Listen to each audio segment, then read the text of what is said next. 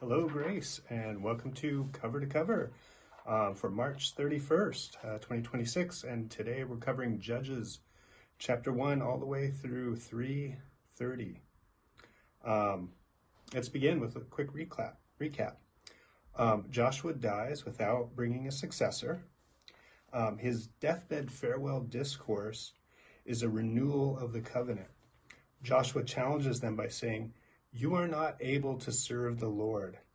The people insist that they can, and they become their own witnesses to the covenant renewal. As Joshua says, "You are witnesses against yourselves." Chapter 1 gives us the pattern of the book of Judges. It starts off well with Caleb and Othniel conquering the land, etc. But then we see a few of the tribes fail to follow God's command to completely destroy the people living in the land. Then the chapter goes tribe by tribe, noting the failure of each tribe to completely drive out the Canaanites. In the context of the covenant renewal in Joshua 24, we see the people of Israel are already in disobedience before the end of chapter 1. In English, the text reads like these failures are just neutral observations. The intent here, though, is to show a contrast between the deeds of Caleb and Othniel at the beginning of the chapter with the deeds of the rest of the tribes.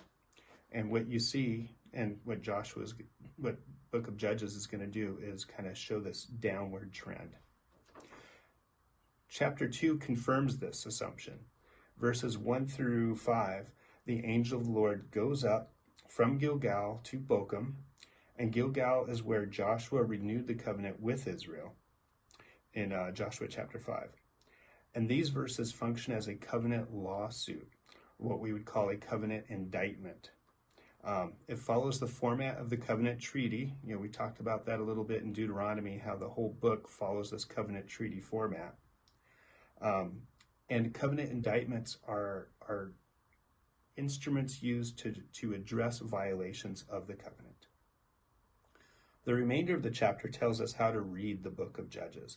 It gives us an outline and a method. It says, when Israel rejected their covenant with God, God handed them over to their oppressors and no longer fought for them, but he even fought against them. In verses 15 through 16, it says, the people were in great distress, so the Lord raised up judges to rescue them from their attackers. Compare this with Exodus 2, verses 23 through 25, where God takes notice of Israel's oppression under Egypt. He hears their groaning, and he knows, and he sends a deliverer. The key verse is 2:19. It says, but when the judge died, the people returned to their corrupt ways, behaving worse than those who had lived before them.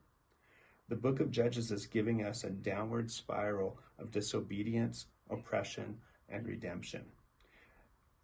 It fails to reform. It kind of shows that even the judge is unable to reform an unregenerated people. The first judge that is mentioned is Othniel. Almost nothing is said about him here in chapter 3, but we already know a little bit about him in chapter 1.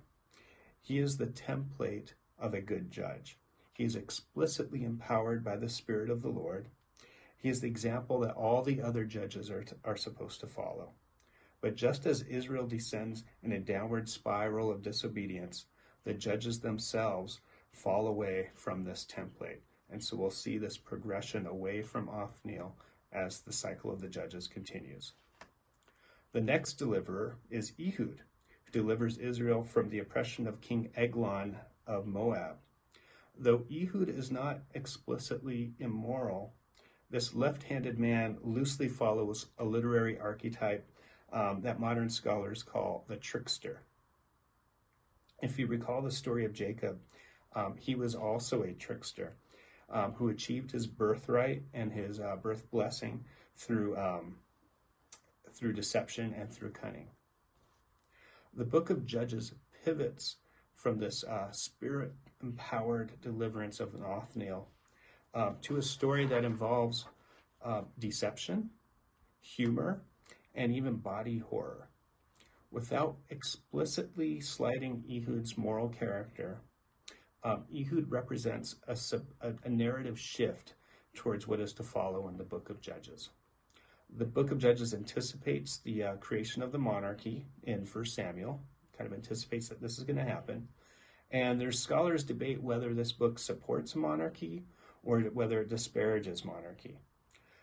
The book of Judges itself is intentionally vague on this matter, but it is very clear in one thing. Israel is a theocracy, and even a theocracy will fail if the people's hearts are not transformed. And as a little side note, the name Benjamin means son of my right hand. Ehud is a left-handed man from the tribe of Benjamin, and you're going to see lefties coming from the tribe of Benjamin throughout the Old Testament.